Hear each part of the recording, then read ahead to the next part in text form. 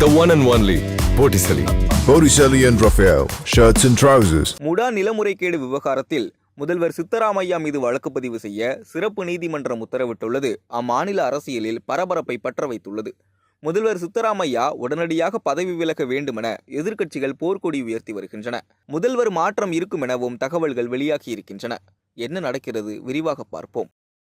கர்நாடகாவில் கடந்த ஆண்டு மே மாதம் நடைபெற்ற சட்டமன்ற தேர்தலில் பெரும்பான்மை இடங்களை பிடித்து ஆட்சி அமைத்தது காங்கிரஸ் கட்சி. அந்த கட்சியின் மூத்த தலைவர் சித்தராமையா முதல்வராகவும் டி.கே. சிவகுமார் துணை முதல்வராகவும் பொறுப்பேற்றனர். ஓராண்டுகள் பெரிய பிரச்சனைகள் ஏதும் இல்லாமல் சென்று கொண்டிருந்த ஆட்சி வால்மீகி பழங்குடி ஆணைய விவகாரம், SC/ST சிறப்பு உட்கூறு நிதியை பயன்படுத்தியது என அடுத்தடுத்த பல்வேறு சிக்கல்களை சந்தித்தது. வால்மீகி ஆணைய முறைகேடு விவகாரத்தில் அமைச்சர் நாகேந்திரா பதவி விலக வேண்டிய சூழல் உருவானது. இப்போது முடா விவகாரம் விஸ்வரூபம் எடுத்திருக்கிறது. மைசூரு நகர்ப்புற வளர்ச்சி ஆணையம் என்பதன் சுருக்கம்தான் முடா.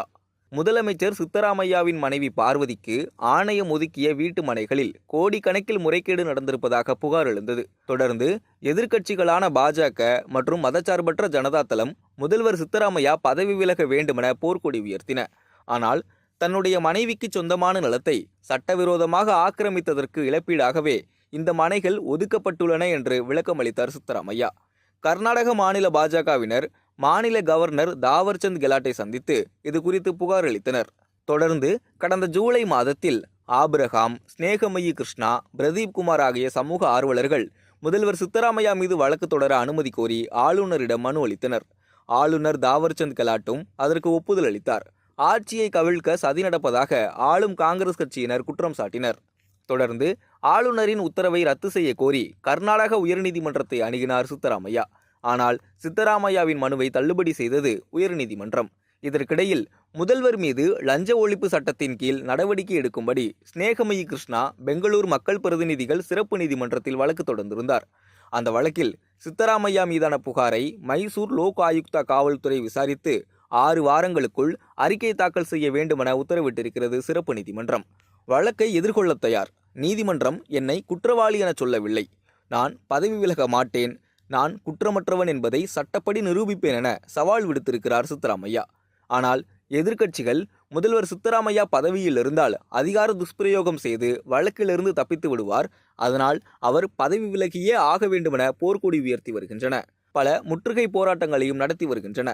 எதிர்க்கட்சிகள் மட்டுமின்றி சொந்த கட்சியான காங்கிரசிலும் அது போன்ற குரல்கள் எழத் தொடங்கி இருக்கின்றன.